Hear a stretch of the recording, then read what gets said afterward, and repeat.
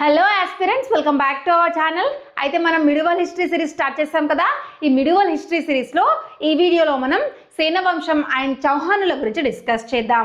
అయితే ఇక్కడ నేను మెయిన్ పాయింట్ ఎక్స్ప్లెయిన్ చేస్తుంటాను.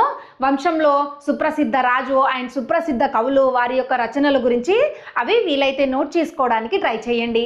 వీడియో చూస్తున్నంతసేపు మీకు ఎక్కడైనా కూడా ఈ వీడియో ఇన్ఫర్మేటివ్గా అనిపిస్తే వీడియోని లైక్ చేసి మన ఛానల్ని సబ్స్క్రైబ్ చేసుకోండి. మీ ప్రిపరేషన్కి ఖచ్చితంగా యూజ్ అవుతుంది. సో ఇక టాపిక్ స్టార్ట్ చేద్దామా. అయితే బెంగాల్ను పాలవంశం అండ్ సేన వంశాలు పాలిస్తాయి కదా. సో పాలవంశం గురించి అయిపోయింది. ఈ వీడియోలో బెంగాల్ను పాలించే సేన వంశం గురించి డిస్కస్ చేద్దాం. ఇంకా రాజస్థాన్, ఢిల్లీని ఈ చౌహానులు పాలిస్తారన్నమాట. ఈ చౌహానులలో ముఖ్యమైన వాడు పృథ్వీరాజ్ చౌహాన్. సో పృథ్వీరాజ్ చౌహాన్ ని గోరి 2వ థైరన్ యుద్ధంలో ఓడించేస్తాడన్నమాట. చౌహానుల యొక్క వంశం అనేది అంతమైపోతుంది. సో ఇదన్నమాట. ఫస్ట్ స్లైడ్ చూడండి.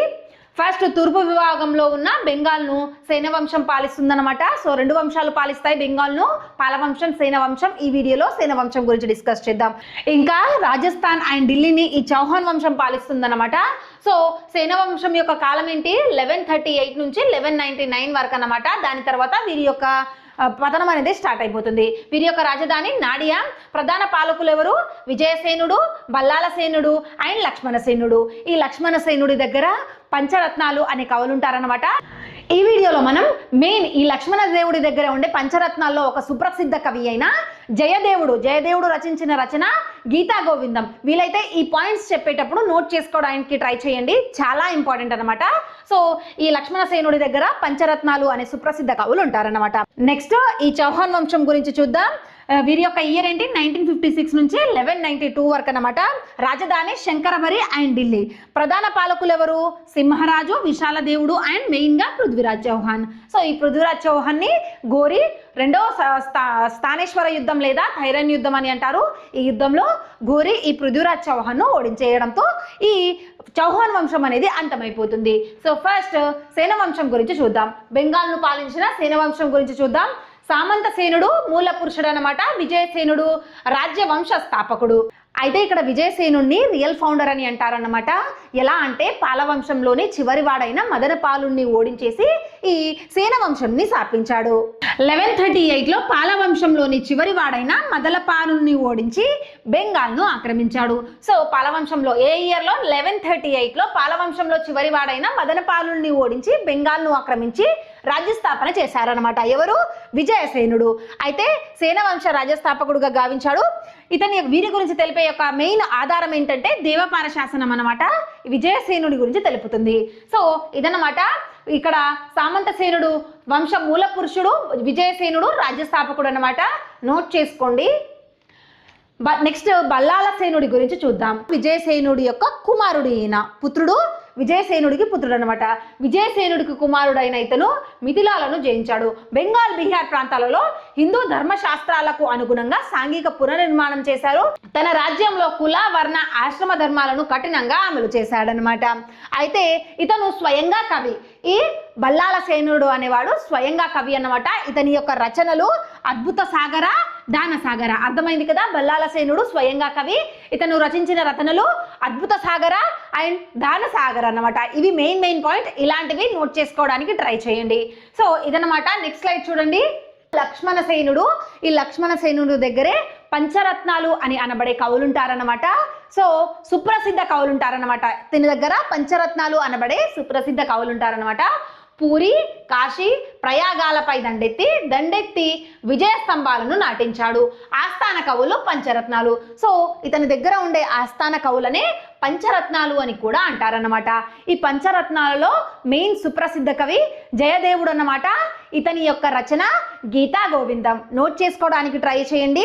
జయదేవుడి యొక్క రచన గీతా గోవిందం. చూడండి, పంచరత్నాలలో అత్యంత సుప్రసిద్ధ కవి జయదేవుడు. జయదేవుడి యొక్క రచన ఏంటి?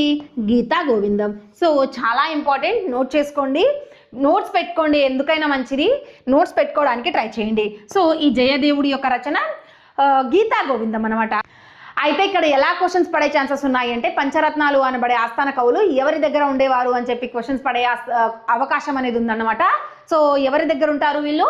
లక్ష్మణసేనుడి దగ్గర ఈ పంచరత్నాలు అని అనబడే కవులు ఉంటారనమాట. దాంట్లో మెయిన్ అతను జయదేవుడు. జయదేవుడి యొక్క రచన గీతా గోవిందం. సో ఇది నెక్స్ట్ స్లైడ్ చూడండి. సేన వంశ పతనం. సో ఈ వంశం అనేది ఎలా పతనమైందో ఒకసారి చూద్దాం. 1199 యొక్క దండయాత్ర మహమ్మద్ గోరీ సేనాని అయిన బక్తియార్ ఖిల్జీ బెంగాల్పై దాడి చేశాడు. సో మహమ్మద్ గోరీ యొక్క సేనాని బక్తియార్ ఖిల్జీ బెంగాల్పై దాడి చేశాడనమాట. ఆ సమయంలో వృద్ధుడైన లక్ష్మణసేనుడు పారిపోయాడు. సో లాస్ట్ అతను పంచరత్నాలు అనబడే కవులు ఉంటారు కదా ఇతని దగ్గర. సో ఇతను వృద్ధుడైపోయాడనమాట.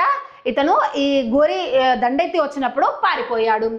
దీనితో బెంగాల్ ముస్లింల వశమైంది, సేన వంశం అంతరించింది. సో అర్థమైంది కదా, బెంగాల్ అనేది ముస్లిం వశం అయిపోయింది, ఈ సేన వంశం అనేది పతనమైపోయింది. ఖిల్జీ తన దాడుల ద్వారా బీహార్, బెంగాల్లో ప్రసిద్ధ కేంద్రాలను ధ్వంసం చేశాడు. అయితే ఖిల్జీ తన దాడుల ద్వారా చాలా విశ్వవిద్యాలయాన్ని నాశనం చేసేసాడనమాట. అవి ఉంటే మన ఇండియా ఇప్పటికీ వేరే లెవెల్లో ఉండేదన్నమాట. అయితే ఈ ఖిల్జీ తన దాడుల ద్వారా విక్రమశీల విశ్వవిద్యాలయాన్ని, ఉద్దాంతపూర విశ్వవిద్యాలయాన్ని, నలంద విశ్వవిద్యాలయాన్ని ధ్వంసం చేసేశాడు. అయితే ఈ విక్రమశీల విశ్వవిద్యాలయాన్ని ధర్మపాలుడు నిర్మించాడన్నమాట. పాలవంశానికి సంబంధించిన ధర్మపాలుడు ఈ విక్రమశీల విశ్వవిద్యాలయాన్ని నిర్మించాడు, ధర్మపాలుడు. అండ్ నలంద యూనివర్సిటీని ఎవరు నిర్మించారంటే కుమారగుప్తుడు అన్నమాట. కుమారగుప్త వన్ ఈ నలంద యూనివర్సిటీని నిర్మించాడు. అండ్ ఈ ఉద్దాంతపూర విశ్వవిద్యాలయాన్ని మొదటి గోపాలరాజు నిర్మించాడు.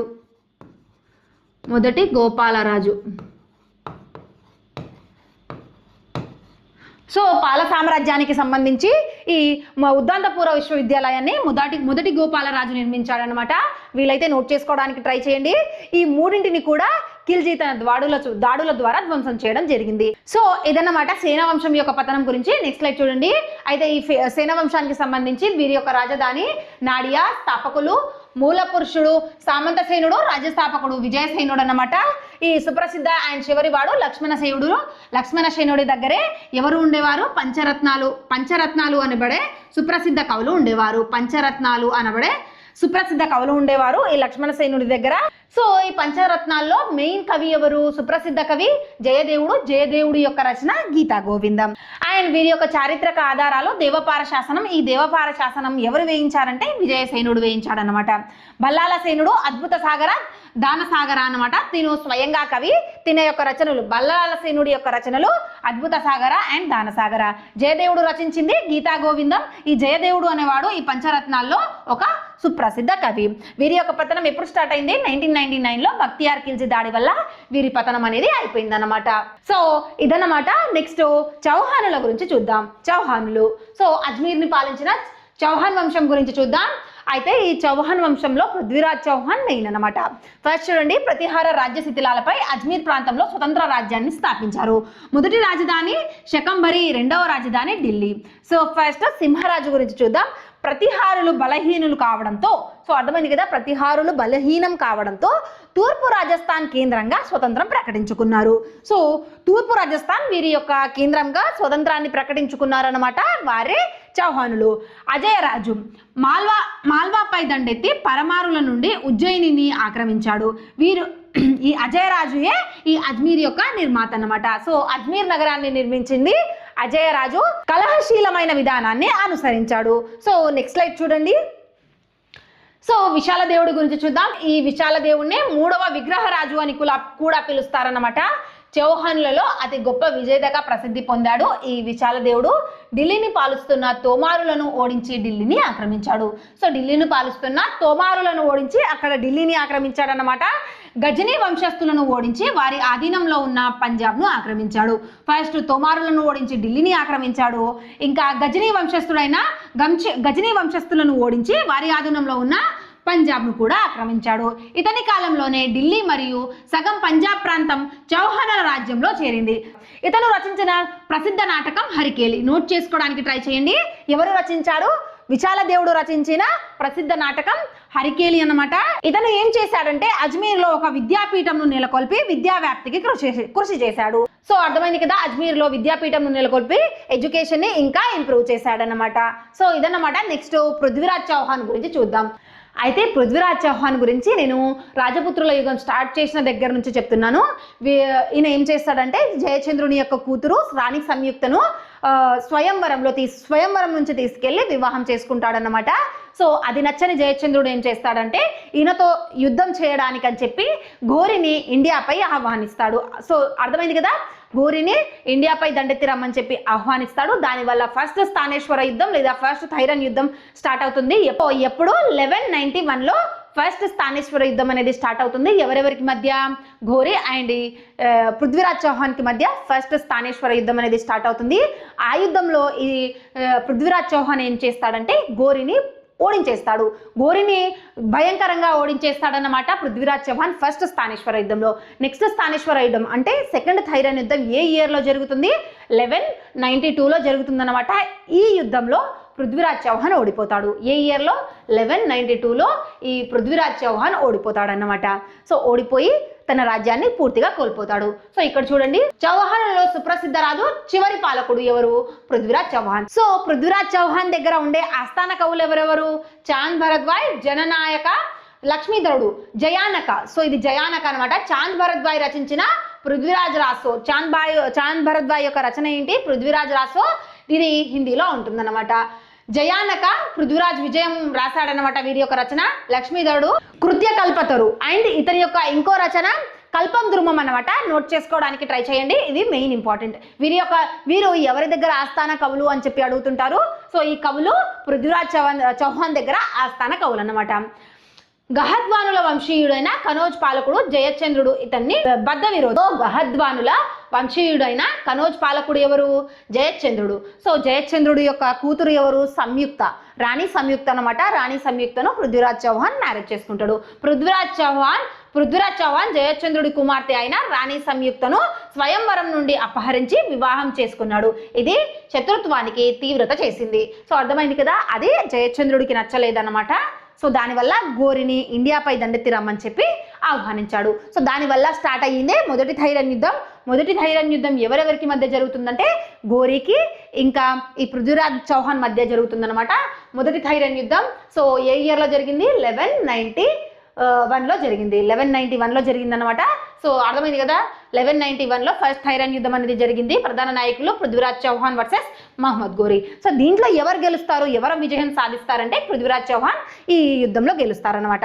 ఘోరి భారతదేశంపై దండెత్తి రాగా పృథ్వీరాజ్ చౌహాన్ తన రాజపుత్ర సైన్యంతో ఎదుర్కొన్నాడు. ఈ యుద్ధంలో పృథ్వీరాజ్ చౌహాన్ అద్భుత పరాక్రమం చూపి మహమ్మద్ ఘోరిని ఘోరంగా ఓడించేశాడు. గాయపడిన ఘోరి ప్రాణాలతో ఆఫ్ఘనిస్తాన్ కు పారిపోయాడు. సో అర్థమైంది కదా, విజేత ఎవరు? పృథ్వీరాజ్ చౌహాన్. దీంట్లో పృథ్వీరాజ్ చౌహాన్ ఘోరిని ఓడించేస్తే ఘోరి ఆఫ్ఘనిస్తాన్ కి పారిపోతాడన్నమాట. సో దీంట్లో గెలిచింది ఎవరు? పృథ్వీరాజ్ చౌహాన్. ఏ ఇయర్లో జరిగింది? 1192లో ఫస్ట్ స్థానేశ్వర యుద్ధం జరిగిందనమాట. దీన్ని థైరన్ యుద్ధం అని కూడా అంటారు. సో వీలైతే ఇవి చాలా ఇంపార్టెంట్, ఈ యుద్ధాలు నోట్ చేసుకోవడానికి ట్రై చేయండి. ఎవరెవరికి మధ్య జరిగింది, ఏ ఇయర్లో జరిగింది, ఎవరు గెలిచారు అనేది ఇంపార్టెంట్. సో దీని తర్వాత 1192లో నెక్స్ట్ ఇయర్లోనే 1191లో ఈ యుద్ధం జరిగింది కదా, ఫస్ట్ స్థానేశ్వర యుద్ధం. సెకండ్ ఇయర్లో దీని 1192లో సెకండ్ స్థానేశ్వర యుద్ధం అనేది జరుగుతుంది. రెండవ థైరన్ యుద్ధం అని కూడా అంటారు దీన్ని. సో ఈ యుద్ధంలో పృథ్వీరాజ్ చౌహాన్ ఓడిపోతాడు అనమాట. అర్థమైంది కదా, ఈ యుద్ధంలో పృథ్వీరాజ్ చౌహాన్ ఓడిపోతాడు. సో ఇదనమాట ఎవరెవరికి మధ్య జరుగుతుంది? పృథ్వీరాజ్ చౌహాన్ వర్సెస్ ఘోరి అనమాట. ఏ ఇయర్లో జరిగింది? 1192లో ఈ సెకండ్ స్థానేశ్వర యుద్ధం లేదా సెకండ్ థైరన్ యుద్ధం అనేది జరిగిందనమాట. ప్రధాన నాయకులు ఎవరు? పృథ్వీరాజ్ చౌహాన్ వర్సెస్ మహమ్మద్ ఘోరి. తన శత్రువుడైన పృథ్వీరాజ్ చౌహాన్ పై పగ తీర్చుకోవడానికి కనోజ్ రాజు జయచంద్రుడు మహమ్మద్ ఘోరికి సైనిక సహాయం చేశాడు. సో అర్థమైంది కదా, ఈ జయచంద్రుడు తన యొక్క సైన్యాన్ని ఈ మహమ్మద్ ఘోరికి ఇచ్చాడనమాట. ఎందుకు? పృథ్వీరాజ్ చౌహాన్ ను ఓడించడానికి. పృథ్వీరాజ్ చౌహాన్ ఏం చేశాడు? తన కూతురైన రాణి సంయుక్తను మ్యారేజ్ చేసుకున్నాడు కాబట్టి ఆ పగతో జయచంద్రుడు ఏం చేశాడంటే మహమ్మద్ ఘోరికి తన సైన్యాన్ని ఇచ్చి హెల్ప్ చేశాడనమాట. అత్యాధునిక వ్యూహంతో వచ్చిన ఘోరి చేతిలో పృథ్వీరాజ్ చౌహాన్ ఓడిపోయాడు. సో ఈ సెకండ్ థైరన్ యుద్ధంలో ఈ పృథ్వీరాజ్ చౌహాన్ ఓడిపోయాడనమాట. ఘోరి విజయం సాధించి ఢిల్లీ, అజ్మీర్ ప్రాంతాలను ఆక్రమించాడు. చౌహాన్ల వంశ ప్రతిష్టలు దిగజారి స్వతంత్ర రాజ్యం అనేది అంతరించిపోయింది. భారతదేశంలో ఇస్లామిక్ సామ్రాజ్య స్థాపనకు పునాది పడింది. సో ఇక్కడ నుంచే భారతదేశంలో ఇస్లామిక్ సామ్రాజ్య స్థాపన అనేది పునాది పడింది అన్నమాట. సో ఎవరి వల్ల? ఈ జయచంద్రుడు మహమ్మద్ ఘోరిని ఇండియాకి రమ్మని చెప్పి ఆహ్వానించడం వల్ల మన ఇండియాలో ఇస్లామిక్ సామ్రాజ్యానికి పునాదులు పడ్డాయి. సో వీరికి అండర్స్టాండింగ్ లేక మన ఇండియాలో వీళ్ళు రావడం జరిగిందన్నమాట. అయితే ఇక్కడ మూడో థైరన్ యుద్ధం అనేది జరుగుతుందన్నమాట. ఎవరెవరికి మధ్య? జయచంద్రుడు అండ్ మహమ్మద్ ఘోరి. జయచంద్రుడే ఆహ్వానించారు కదా, ఈ మహమ్మద్ గోరీని అంటే జయచంద్రుడితోనే మహమ్మద్ గోరికి మధ్య మూడో థైరన్ యుద్ధం అనేది జరుగుతుందన్నమాట. దీన్ని చాంద్వార్ యుద్ధం అని కూడా అంటారు. అయితే ఈ యుద్ధంలో జయచంద్రుడు ఓడిపోతాడనమాట. ఓడిపోయి ఆత్మహత్య చేసుకుంటాడనమాట. గోరిని నమ్మినందుకు జయచంద్రుడు ఆత్మహత్య చేసుకుంటాడు. సో ఇదన్నమాట వీరికి సంబంధించి క్విక్ రివిజన్ చూద్దాం. వీరి యొక్క రాజధాని ఏంటి? శకంబరి, ఢిల్లీ. అజ్మీర్ నగర్ నిర్మాత అజయ రాజ్ అన్నమాట. సో అజ్మీర్ను నిర్మించింది అజయ రాజు. ముఖ్య పాలకులు ఎవరు? సింహరాజు, అజయరాజు, విశాల దేవుడు, పృథ్వీరాజ్ చౌహాన్. దీంట్లో గొప్పవాడు పృథ్వీరాజ్ చౌహాన్ అన్నమాట. సో విశాల దేవుడి యొక్క నాటకం ఏంటి? హరికేలి అన్నమాట. చాంద్ భరద్వాజ్ పృథ్వీరాజ్ దగ్గర ఆస్థాన కవి అన్నమాట. దీని యొక్క రచన పృథ్వీరాజ్ రాసు. లక్ష్మీధరుడి యొక్క రచన ఏంటి? కృత్య కల్పతరు. ఇంకొక రచన కూడా ఉంటుంది, కల్పం ధ్రువం. నెక్స్ట్ ఫస్ట్ థైరన్ యుద్ధం ఏ ఇయర్ లో జరుగుతుంది? 1191లో. దీంట్లో గెలిచింది పృథ్వీరాజ్ చౌహాన్. ఎవరెవరికి మధ్య జరుగుతుంది? మహమ్మద్ గోరీ వర్సెస్ పృథ్వీరాజ్ చౌహాన్. సెకండ్ థైరన్ యుద్ధం ఏ ఇయర్ లో జరుగుతుంది? 1192లో జరుగుతుంది. దీంట్లో మహమ్మద్ గోరీ గెలిచారు. జయచంద్రుడి సహాయంతో మహమ్మద్ గోరీ గెలిచారన్నమాట. మూడో థైరన్ యుద్ధం కూడా జరుగుతుంది. దీన్నే చాంద్వార్ యుద్ధం అని కూడా అంటారు. దాంట్లో జయచంద్రుడిని మహమ్మద్ గోరీ ఓడించేస్తాడనమాట. సో ఇదన్నమాట సేన వంశం అండ్ చౌహానుల గురించి. ఈ వీడియో మీకు ఇన్ఫర్మేటివ్ గా అనిపించిందని అనుకుంటున్నాను. నేను ఎక్కడైతే మెయిన్ పాయింట్లు చెప్పానో అవి నోట్ చేసుకోవడానికి ట్రై చేయండి. ఈ వీడియో చూస్తున్నంతసేపు మీకు ఎక్కడైనా ఇన్ఫర్మేటివ్ గా అనిపించి మీ ప్రిపరేషన్ కి యూజ్ అవుతుంది అనిపిస్తే ఖచ్చితంగా వీడియోని లైక్ చేసి మన ఛానల్ ని సబ్స్క్రైబ్ చేసుకోండి.